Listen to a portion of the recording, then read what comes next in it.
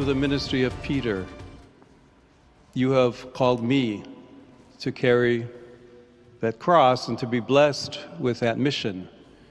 And I know I can rely on each and every one of you to walk with me as we continue as a church, as a community of friends of Jesus, as believers, to announce the good news, to announce the gospel.